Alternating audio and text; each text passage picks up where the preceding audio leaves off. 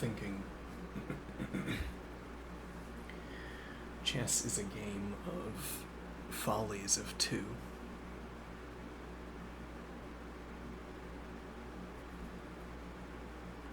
What is that?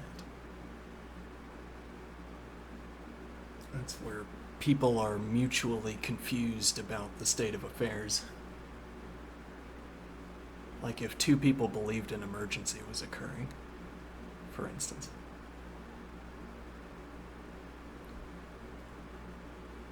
When one is not.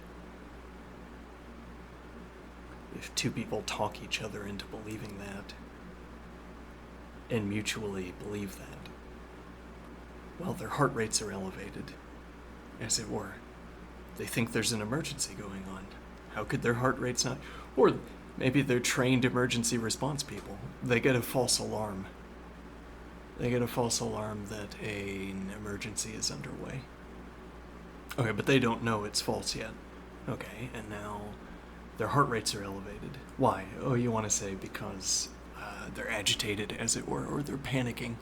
Well, they're not panicking, though, because they're trained to deal with emergencies. No, but they're getting focused. They're getting pumped. They're going to respond to the emergency. Yeah. Well, I mean, literally, they're getting pumped. They might be stretching. They're putting on clothing. They're walking quickly. Carefully moving glassware to get a few swigs of coffee in. Caffeinated beverage in. Before heading out. These kinds of quick activities. Okay, now, it will be convenient that their heart rate is elevated, or would be convenient that their heart rate is elevated when they arrive at the emergency. If there was one, they got a false alarm. There's not going to be one when they get there, but their bodies, as it were, are activated for the case where there is an emergency going on. So to say, when they arrive, their bodies are well suited to an emergency. The blood is pumping. Adrenaline is released. They're caffeinated, and other things besides. And now, their bodies are as well suited as they have learned to make them to be to the upcoming emergency that they're responding to.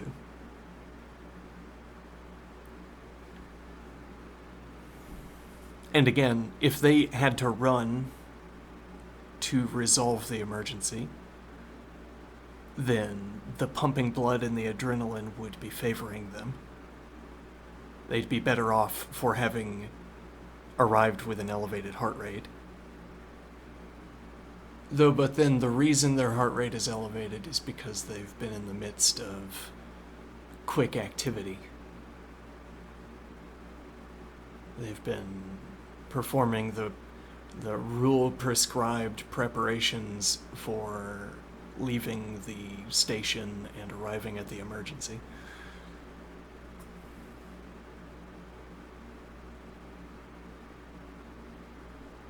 Okay, a folly adieu. One of them says, I think I heard the emergency bell. Did you?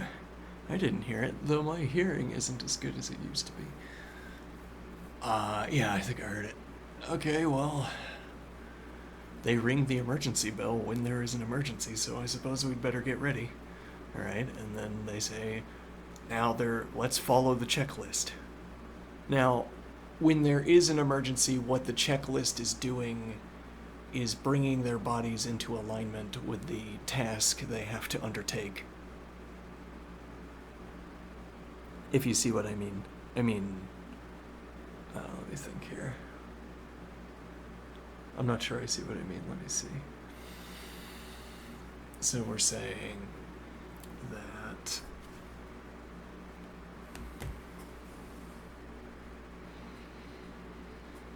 we're imagining two people at a station, a two-person station, I suppose. Okay, out somewhere. I think I heard the alarm bell, the emergency bell. Okay, let's go through the checklist. Okay, and now they hold each other to account. They both have a checklist for each other. Okay, and they work through the checklist. They say, did you do this? Have you done this yet? Have you done this other thing yet? We can do this one thing at the same time. It'll speed it up if that's next if that can be next in your ordering of the checklist execution. Alright, so we're scrambling about performing all of the necessary operations in sequence, or in blocks, I guess, where sequence can be reordered. Okay, and this is elevating our heart rates. And we want to say that the rule set, if there was an emergency, our rule set is delivering our bodies to the emergency, prepared to deal with an emergency. So, and what I mean by prepared to meet the emergency, I mean that the body is well suited. But what does that mean, well suited? Whatever characterization we might want to give. If it's a physical activity, okay, let's suppose that the rescue that has to happen now is a physical activity. It's hiking with heavy bags. Okay. Hiking with heavy bags. Alright. And now what is the point?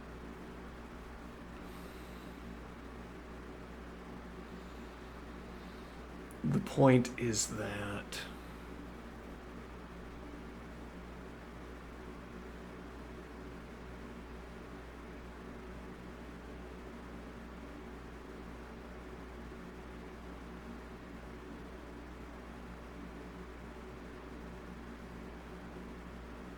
got distracted one moment. We're holding each other to a checklist. We're ticking off the activities we've already undertaken. We want to give some kind of quantitative analysis. I want to claim an analysis for these checklists, an evaluation for these checklists, a quantitative evaluation, that these checklists prepare our bodies for responding to the emergency. Okay. And the point is that if you had a kind of baseline human for whom the emergency just broke out right next to them, they're going from 0 to 100 quickly, whereas we're ramping it up. Okay. And then when our bodies arrive, it's like you could wireframe our bodies, talk about, categorize our activities according to the wireframe of the body, because that is going to capture everything there is to the activity, at least externally. The wireframe to the body. Okay, and we categorize the activity of the body however pleases us to do. Perhaps we're characterizing mechanical activities, or running, carrying a heavy bag, hiking with a heavy bag. Right? And given these characterizations, when we ask, is the prepared body better suited, whatever that means, or is the 0 to 100 body better suited for the activity that is required? Okay, but if we lay that characterization over the false alarm case, now our bodies are arriving suited for an activity that we will not undertake.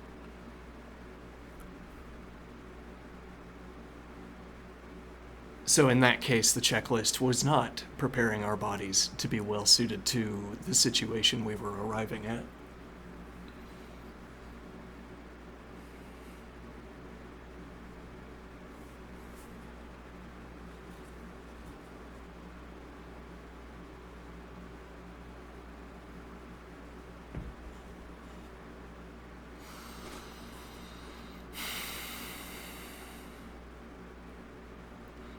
Chess is a game of follies of two. I say, I'm going to develop my king. And my opponent says, I don't think you're going to do that. And I say, but watch me. And then I develop my king. And the opponent keeps saying, I don't think this works. And I say, oh yeah, no, I think it works. And we keep playing through. Now we've curled off the engine line every move. Or we regularly curl off of the engine line. And what that means is that one of us makes a move that falls afoul of the tactic, and the other player doesn't take advantage of it, whatever that tactic is. Or, for that matter, doesn't claim whatever an engine identifies as a positional advantage. So there's some move that claims a positional advantage, and both players miss it. It's neither prevented nor is it performed, even though it should be according to the engine. Okay, we curl off of the engine line regularly. And indeed, it's only in forcing lines where we have a tendency to agree with the engine.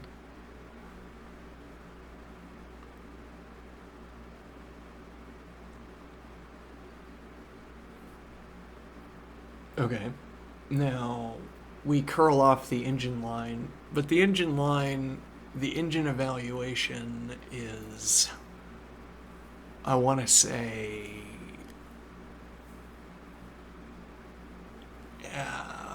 a referent with which we can play the game of truth functions.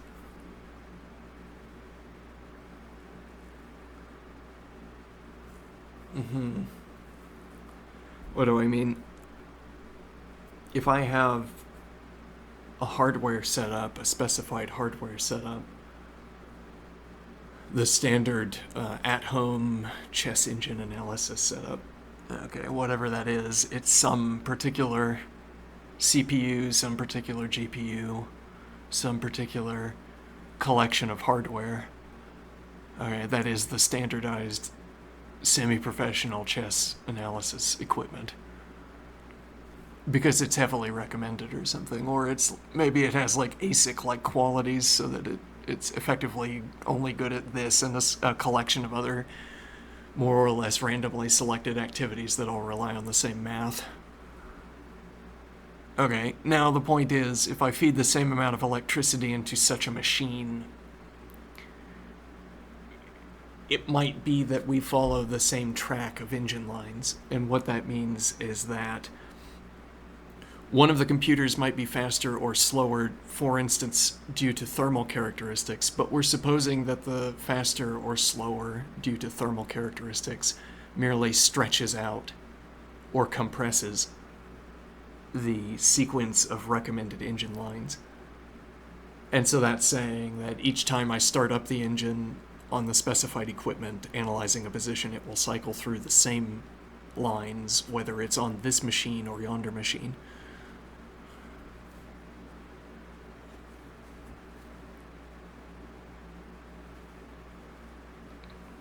Now, what I'm gesturing towards when I say that engine evaluations can be reference with which we play the game of truth functions.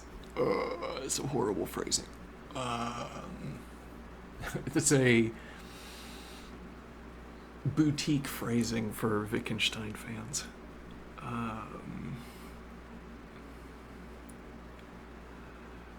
Let me see here. My point is that I can reference the output of the standard machine operating on the specified position. I can reference a line by specifying a time count, a timestamp. Okay, the move that I'm talking about is whatever move is under the lens after this amount of time on the standard machine from the given position.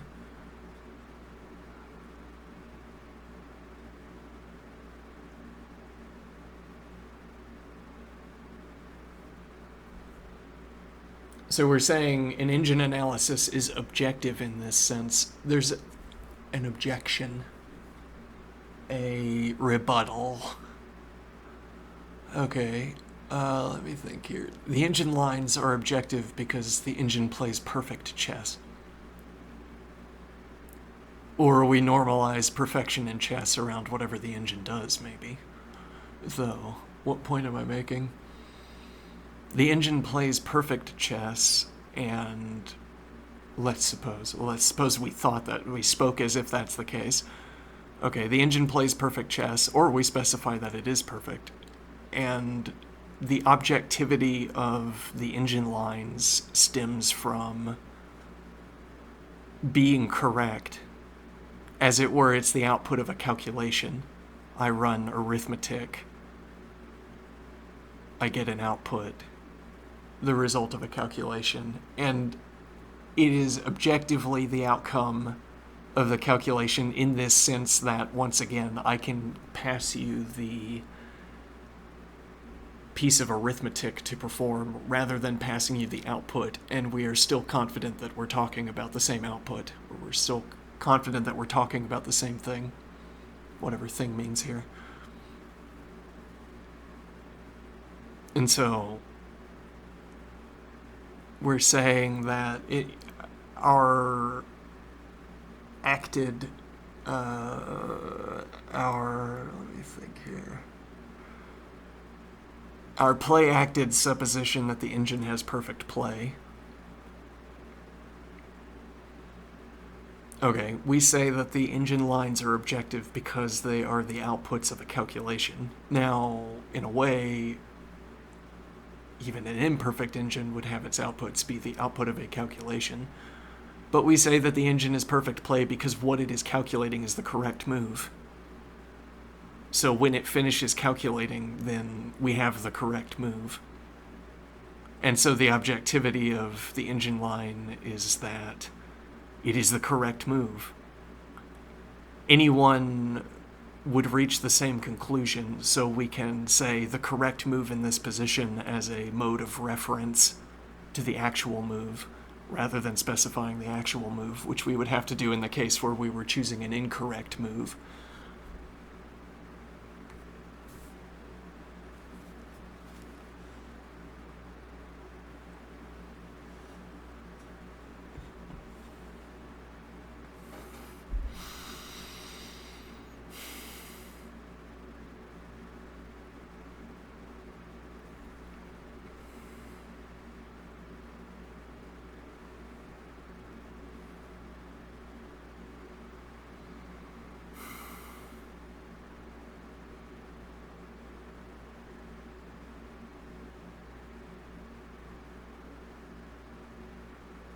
I think I'm dropping my point. One moment.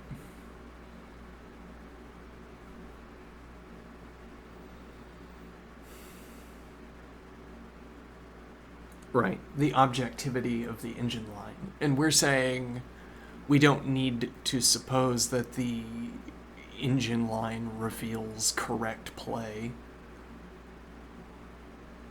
We only need to know that the process that produces the engine line is deterministic,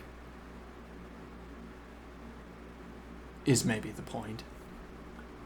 If the process that produces the engine line is deterministic, then any machine that delivers that engine line will have passed through the same calculation and will produce the same move. So what's important for objectivity is constructability, as a way of phrasing this, referenceability. How can I actually succeed at referencing something that is? It's like an existence statement. There exists this structure that is the output of a process, as opposed to saying there exists, I don't know, I don't want to dig into that. But okay, an existence statement for a structure. We're saying that the calculation of an engine line produces a structure. Well, like fuse paper. Like if you could somehow embed fuses into paper as part of the construction process, right? I don't want this to be artificial. If it was somehow baked into the making of paper that it contained little fuses, and then you could light the paper and the fire would spread fastest through the fuses. Whenever fuses were in contact with one another, they would carry a kind of wave of fire through them, thereby also beginning the combustion of the paper around the fuses, but the paper burns more slowly. Okay. What is that example supposed to be telling me? Let me think here.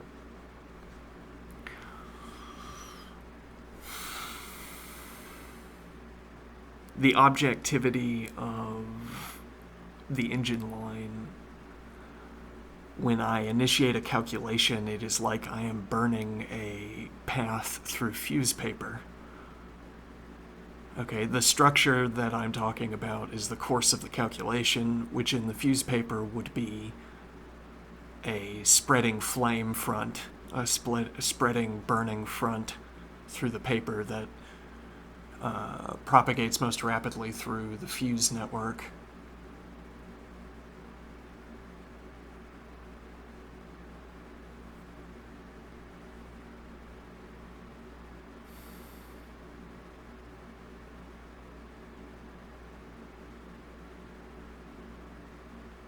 And what we're saying is that the objectivity of engine lines, I don't need to suppose that what the engine calculates is the correct move by any predicative metric, whatever that means here. Rather, I merely need that I could begin the calculation on different instances of a machine. Well, and I mean, we can talk about the engine line in the abstract, but if I want to talk about the engine line in particular, it is the output of this enthusiast machine. All of the extant instances of these tree-like structures we're talking about are on these enthusiast machines. Okay, so one at a time, the enthusiast machines generate these trees. Okay. And those are the extant instances of these trees, in fact. Okay, so we don't need, I guess I'm saying we don't need the abstract idea of such an engine line. We could talk about, the whole time we could be pointing at the particular case, which is the actually extant, the instantiated trees, in fact, on the finite number of enthusiast machines.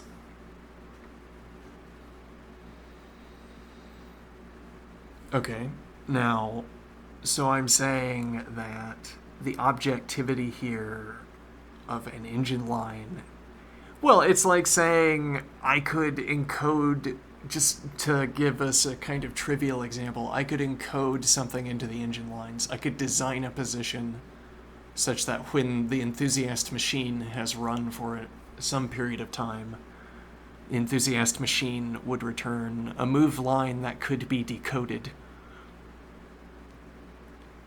Okay, according to some rule set for turning engine lines into natural language sentences. Okay, the idea being that I make such a position that when the engine line tells me what is best, what it is telling me is what I would have written down in order to encode my message. And now if I give you this same position and tell you to run the enthusiast machine, you'll get the same engine line, so I suppose. Though then I would need some guardrails for my generation. I mean, guardrails for for this protocol, because of thermal alterations. If an enthusiast machine is not kept in the standardized heat environment, then it will run more slowly, though it will still run the same. And now the point is, if the engine line updates at my specified time on my machine, and then I pass over the calculation to you and it runs slower, then your engine line might not have flipped to its final state, or the state that I judge as final, given when I cut off the calculation. So we would need the engine line to stall on a particular output for a period of time. A window within which a slower machine passing to the finish line, or passing the timer, would fall within the window. Well, and I suppose if somehow the enthusiast machine did not meet this window, then it would be defective in some regard. Like, a buildup of dust or something.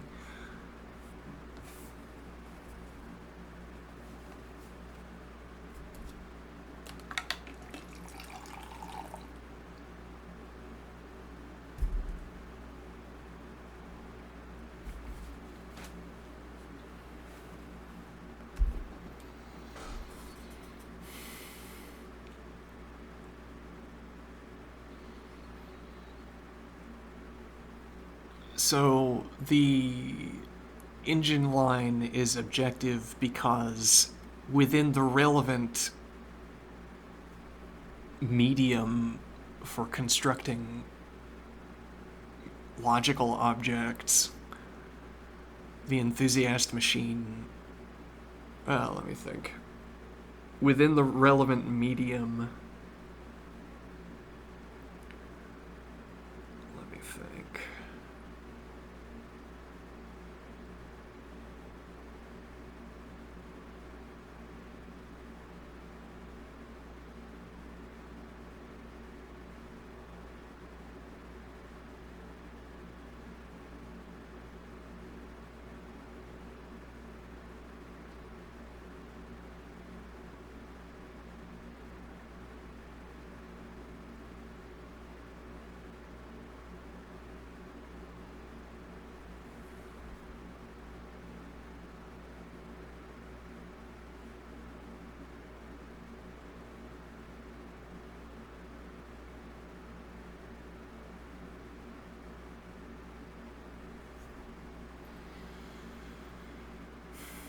Well, and I guess I want the follow-up point here: the reliability of the enthusiast machine for generating the object of reference, the engine line at a specified amount of time.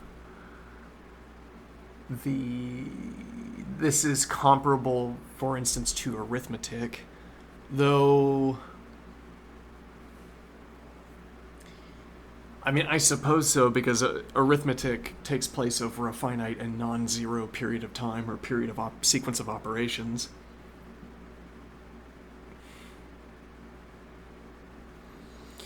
What do I mean? Well, an arithmetic calculation cuts short when it's done.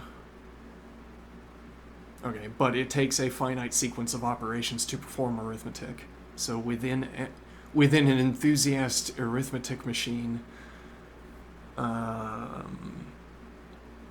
within an enthusiast arithmetic machine, you would get the finite sequence of arithmetic operations, and then you would have the output. Okay, much like how in the enthusiast chess machine you'd have a finite. Well, I mean, maybe what we're tracking is the sequence of moves that the engine recommends.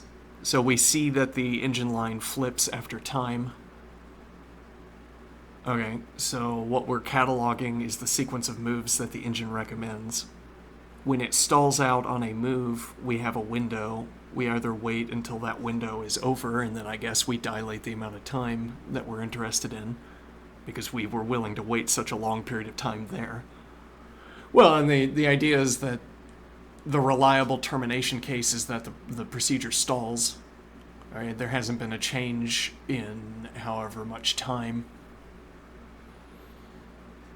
So if we wait a long time and we don't cut it short, and then we get a change in the engine line, we either have to remark that first you have to let it stall out once for a long period of time, and then you have to let it stall out for however long, we don't know yet. But it could be a shorter period of time. You could mark down that you have to let the calculation stall for a long period of time, and then for a short period of time, a shorter period of time. Or if we always said that calculations are cut when they stall for the first long period of time, then we only need to agree on length of a long period of time. Okay, now, so I am saying that if we wait a while on a calculation and we don't call time, then we have dilated the amount of time that we find relevant. I mean that we're willing to wait, clearly. We don't classify that first long wait as being a long wait. We classify it as being a short stall. instead of a long stall, but then a long stall must be longer than a short stall. So I suppose we're waiting for an engine line that stalls out for a longer period of time than the short stall.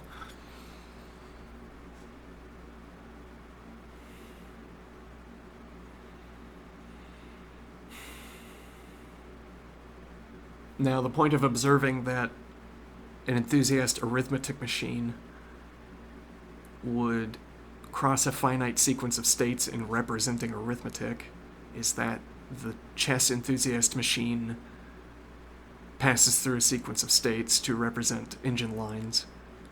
Okay, we say, I suppose, that the state of the enthusiast machine differs. The only way that we characterize the enthusiast machine is by talking about when its move recommendation changes, or by talking about the sequence of move recommendations, supposing we are writing them down rather than merely timestamping or keeping track of the number of move recommendations before stalling.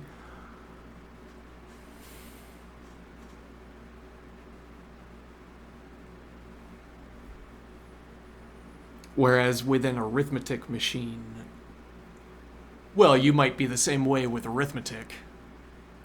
And there you would say, as I do typically when using a calculator, I say the arithmetic machine passes. Well, I mean, so if we don't get to map this characterization of the chess enthusiast machine output over to the arithmetic machine, because in practice, when you run the arithmetic machine, you only care about when you've pressed enter and then one output. It's not the case that you're waiting on a sequence of outputs. Though, I mean, if you made a complicated, like if you were doing complicated sequential arithmetic on large data sets, then you would be waiting. Yeah, so then now, yes, you could watch the current position with a display, for instance. How far, or in what part of the process are we? What procedure is currently being looped through?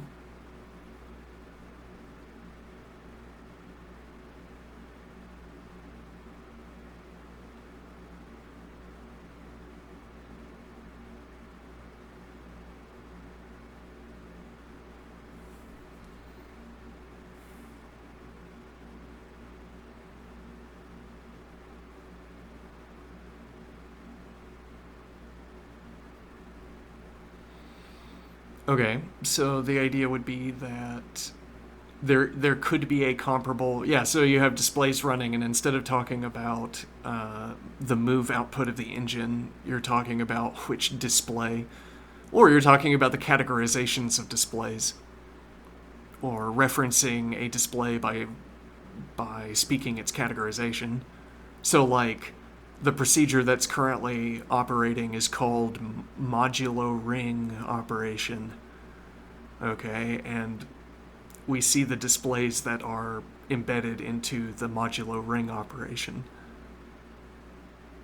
Okay, as opposed to the case where the arithmetic machine is in a loop in the modulo cube operation, where we would be getting the displays that are embedded into the modulo cube operation instead. And that would be an object that we could compare sort of like with like by talking about the output of an engine, because passing from one procedure to another in the arithmetic machine will also be sequential. I mean, let me think here. Right, well, you would be in the to be sure, you would be in the modulo ring operation for quite some time. So you'd see many pass-throughs. You might even say it's in what we effectively call a loop. It's technically not in a loop because it's not going to hang, but it's like being in a loop. Okay, and we name this whole loop with one word. Okay, now what we can compare between the two is the one word that represents a loop and the one word that represents an engine line. And now we can orange out the text, run them both, and get a sequence. And they could both be treed, as a chess analysis tree is treed.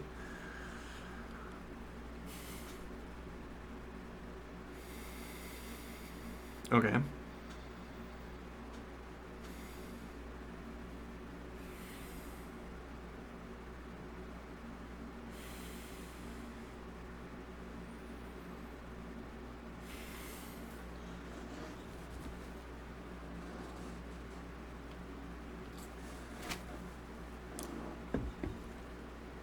Now, otherwise, that small sector of my computer that I turn into an arithmetic machine when I load up the calculator, I don't ask for sequences of outputs. I ask for the output of an instance of addition, for instance.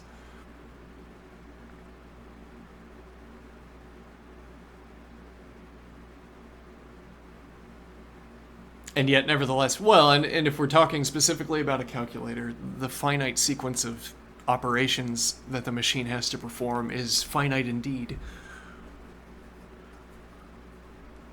Small and finite. Finite and small.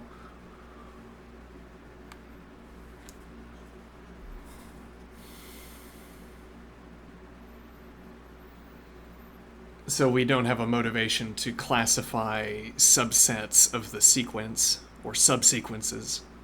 Whereas again with the only so with the chess engine line we classify subsequences of states of the enthusiast machine. I mean that if we have the entire list, the entire sequence of chess enthusiast output, engine line outputs, or engine line moves. Well, no, rather, our list is of the sequence of moves that the engine recommends. Well, so it's like a collapsible line. Maybe the idea would be that I could transmit the correct move and then, that's interesting. Like having an engine where you tell the engine, this is the correct move, look for the reason why. And this is a way of condensing engine analysis. Like, keep looking at specifically this move until you see why it is good. Or until your evaluation matches the evaluation I give you. It's one number.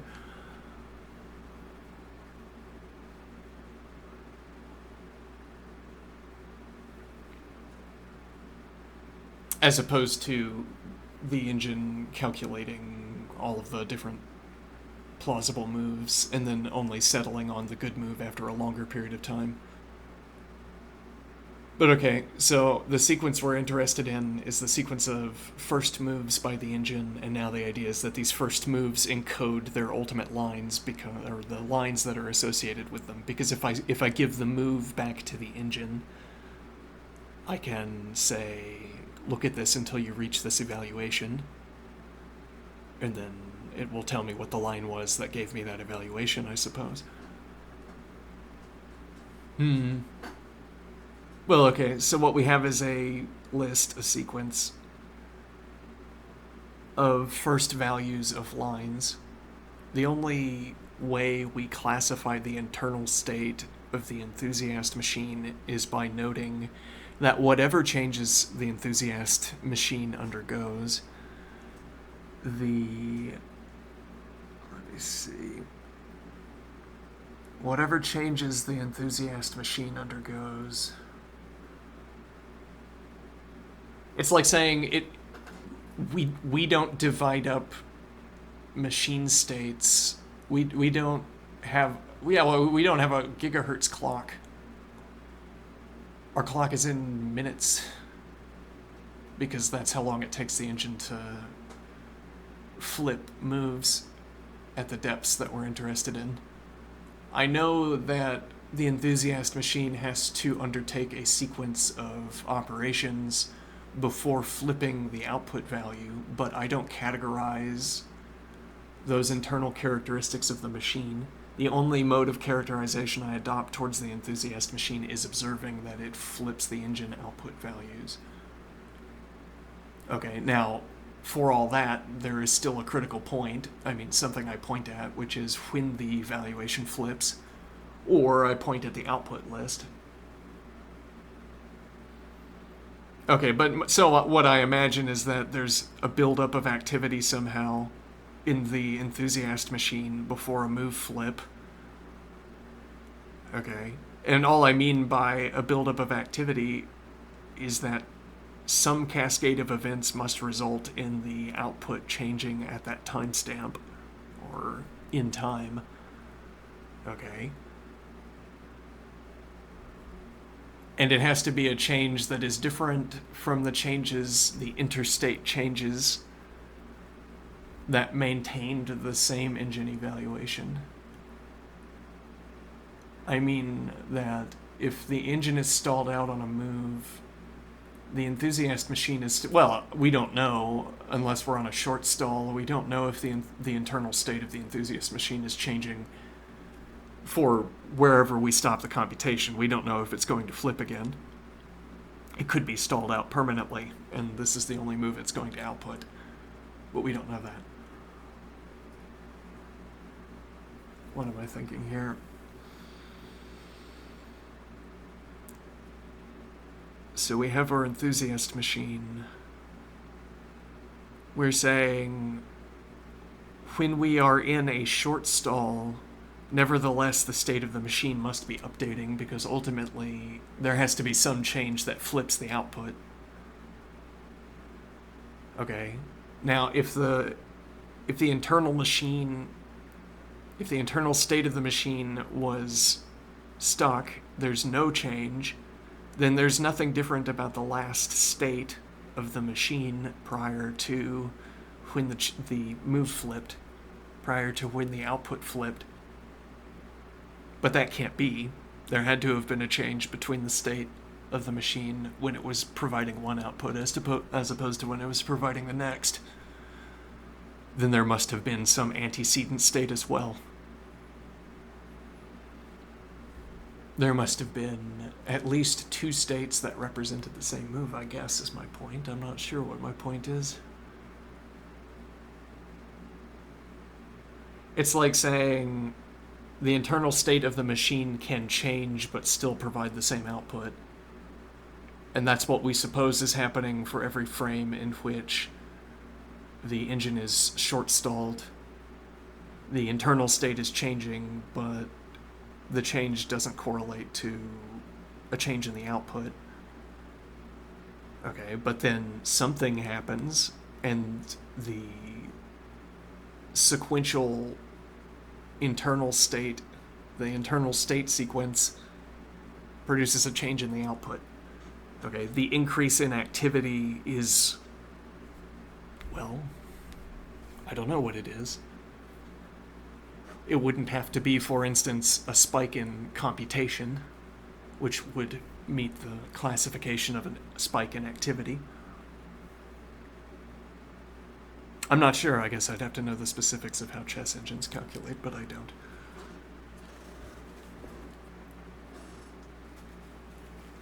Okay, but we aren't interested in those substates, we might call them. We're only interested in what we call a state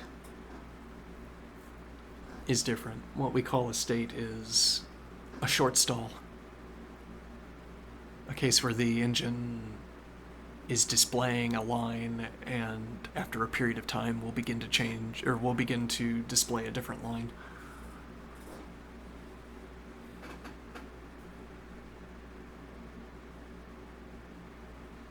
And what do we get out of this idea?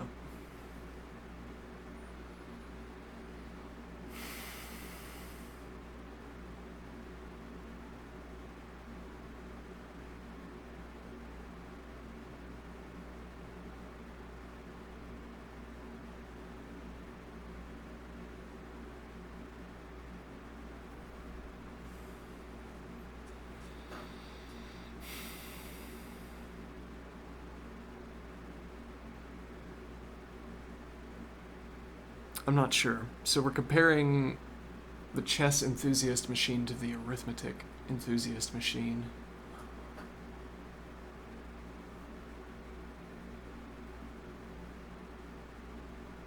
And we're talking about why do we have this strange way of thinking about the engine output? I mean, we're not interested in the contents of the lines, apparently. We haven't talked about the contents of the lines.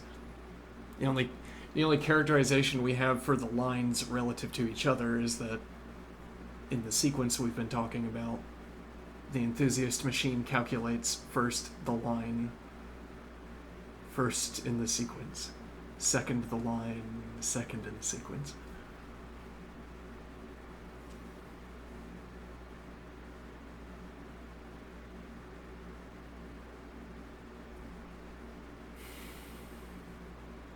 Because we're thinking about the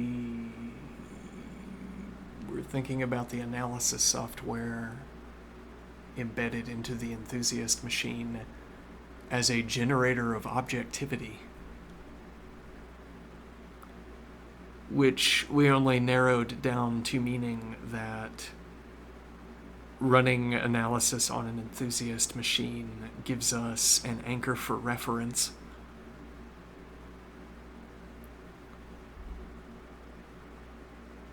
An anchor for reference. We can specify the output. Well, this would be more obvious and even banal if we thought about this as like buying time on a server.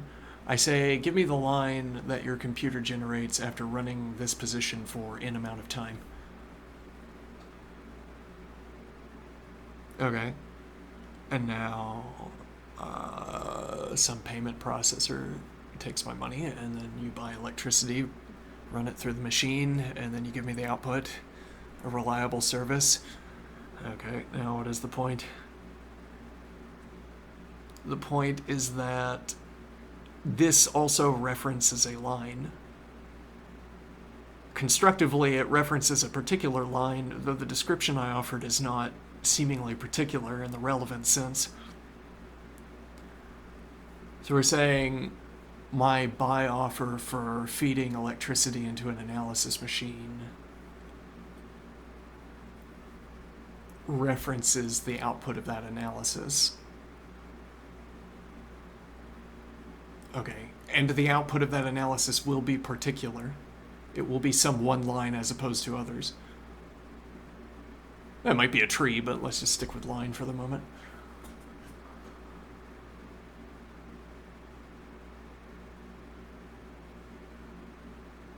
Whereas if we're talking abstractly and I merely say the line that emits from an analysis machine after however much electricity passes through it,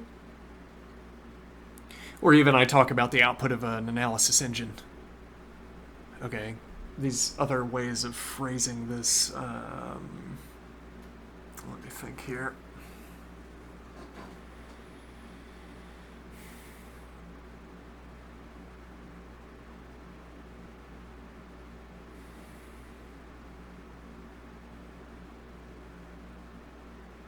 Why do we want the idea that this tree generation service will provide a line back? Will provide a particular line back. If I run the engine freely, okay, and I mark down timestamps, okay, I could see when the engine flips. Okay, actually, that's an interesting point on its own. A way of cheapening the use of such analysis services. I say there's a regularity in when the enthusiast machine flips its output values. Okay, so I can time my purchase so that I purchase an amount of time that falls just on the other side of a window, just on the other side of a move flip, because otherwise I'm paying for the window. I don't want to pay for the window. I want to pay for the last move that was output. Because I'm paying for time, but the point is that we're using this parallel categorization scheme to shorten the amount of time, or lessen the amount of time I have to buy. So we say the move flips on a schedule, I can buy according to the schedule. If the move doesn't flip, it wasn't going to for another period. If the move doesn't flip just on the within my window of time, then it wasn't going to for another circuit, for another time period.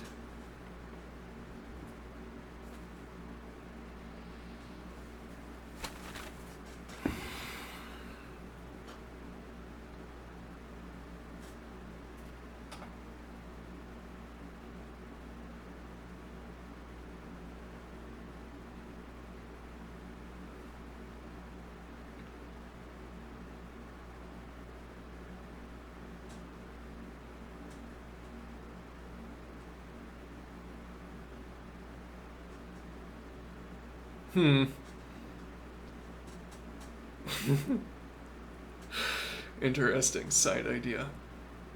I'm not sure I want to go into it.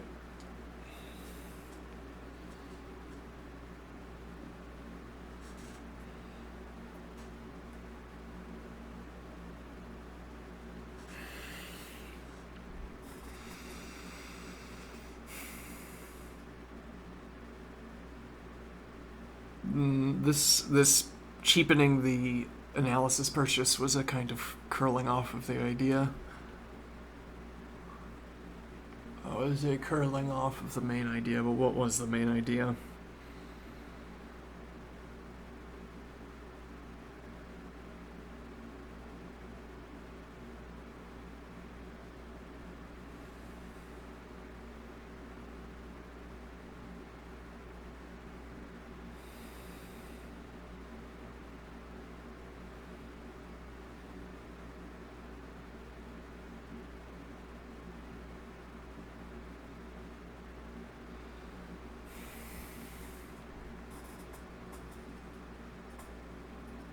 The idea is that if I watch the enthusiast machine output or flip its output values, I can mark the timestamps.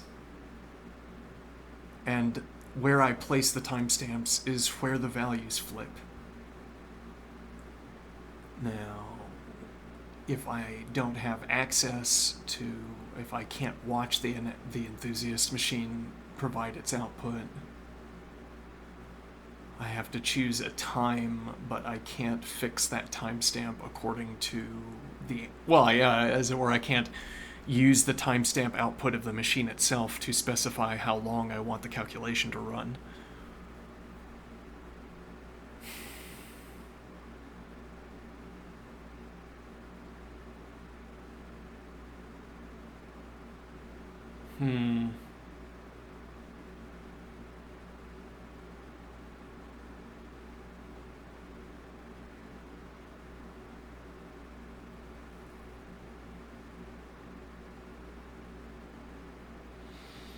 Now, when I say that a timestamp references a line, that has a clear sense in the case where we have marked down the timestamp flips.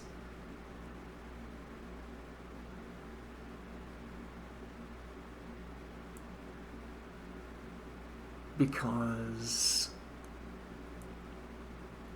that's why we're placing the timestamp where we are when we are. We place the timestamp there because that's the timestamp the engine provided for when the move changed. Okay. Now, so if I say I want to talk about the line that corresponds to, or the line that is output by the engine after this amount of time, that references a line that I anticipate that you could run the enthusiast machine to generate the same line or the same tree. Ah, interesting.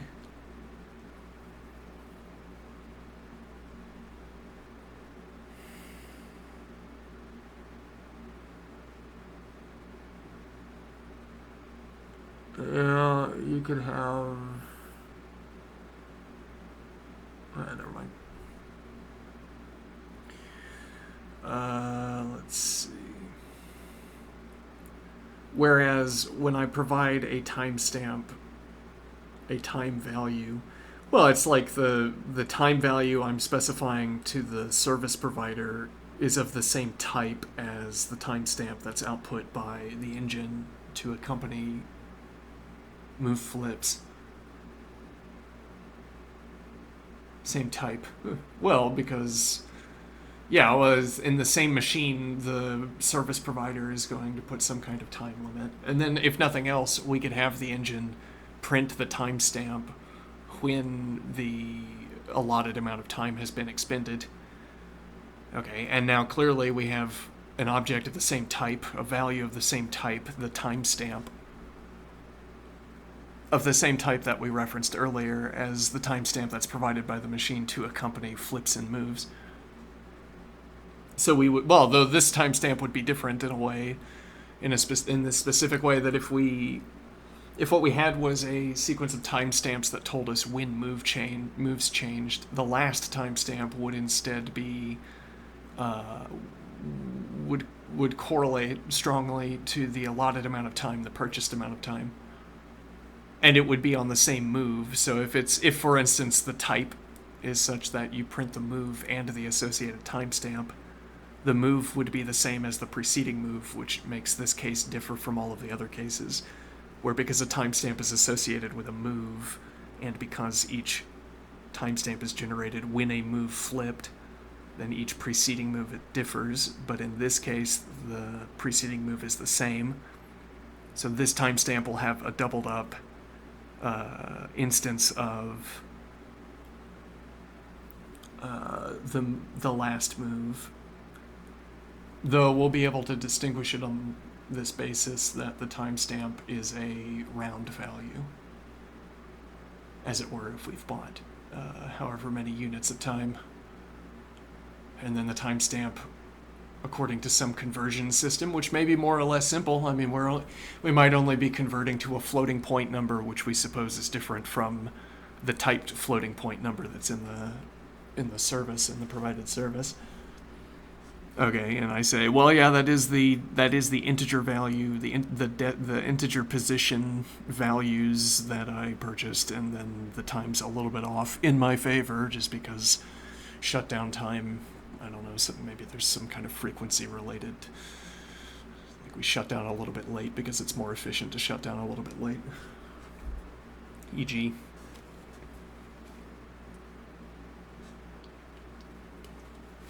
Though more likely, I suppose, the calculation would shut down a little bit early, and we would be compensated for the difference. Because it was more efficient to shut down early, perhaps because a better offer was made for the expenditure of electricity.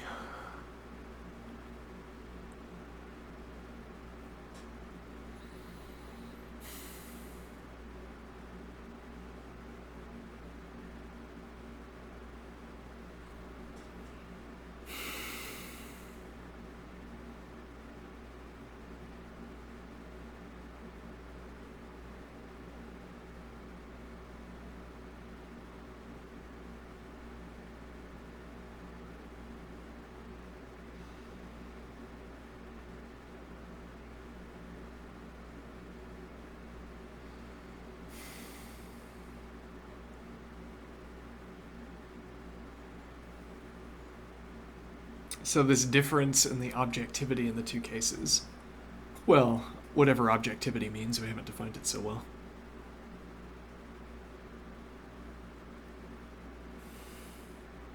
When I place timestamps alongside move flips as opposed to when it's like we'd want to have a split here and maintain it for theoretical reasons, like we have a forward reference and a backward reference.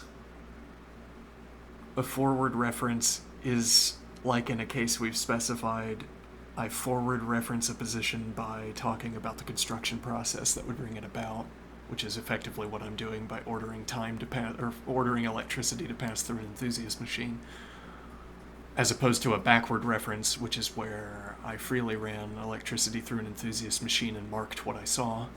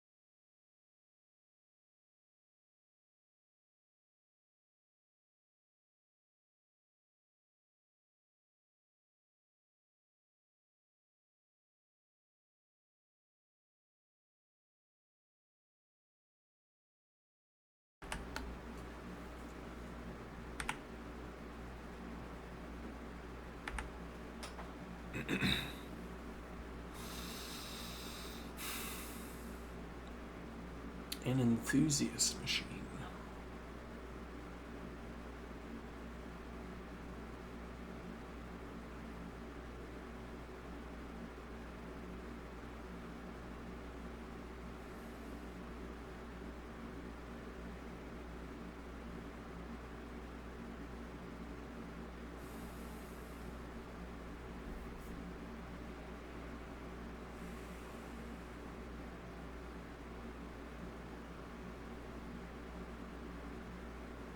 A folly adieu. We wanted to establish the objectivity of the output of the analysis machine because we wanted to be able to talk about irrelevant observations. The two elderly players at the club are in the midst of one of their typical folly adieus. Folly of twos. What do I mean? I mean,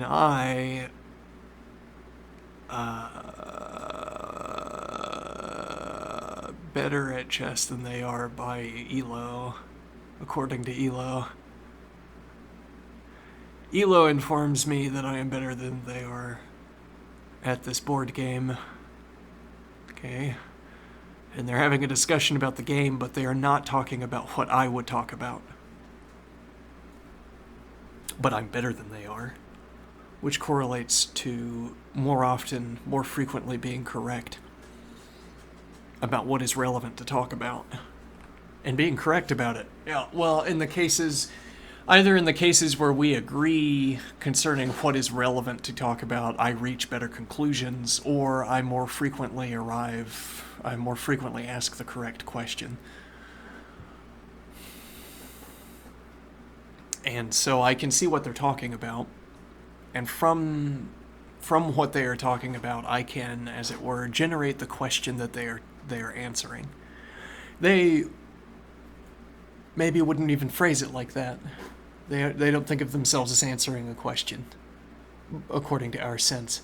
But that doesn't matter. I can watch them talk, and I have my own scheme for taking club speech and converting it into questions that are being discussed, questions that are being answered. I say, clearly they are answering the question of the queenside activity because they say, I am making this move because I want to pursue queenside activity, which through a more or less trivial mechanical conversion becomes talking about the question is about queenside activity, or what is the queens. Okay, so I'm saying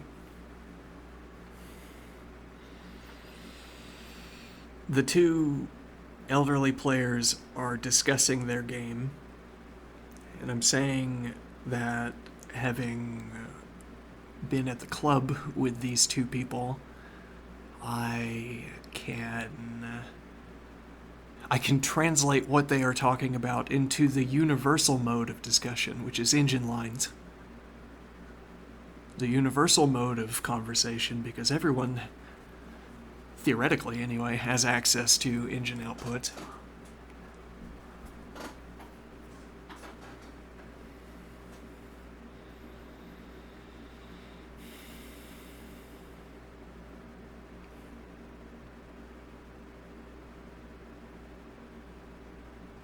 But what I'm saying is,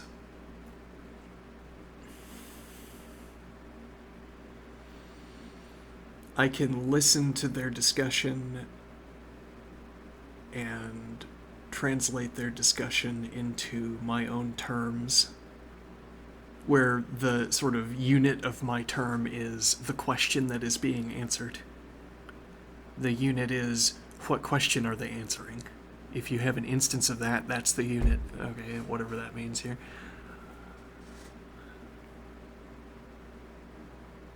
What question are they answering? And so even if they don't have an inquisitive tone, which we might associate with asking a question, nevertheless we say they are asking a question. That's what their conversation is doing, and I have a way of translating, inferring from what they are talking about, what question they are answering. So now I watch them have a discussion about the game, and I infer a question, and I say they are answering it. I don't know what particular you want. It's queenside activity. They're talking, the question they're answering is about queenside activity. I say about, the question they are asking has the hint of a suggestion. The question they are answering has the hint of a suggestion that there's a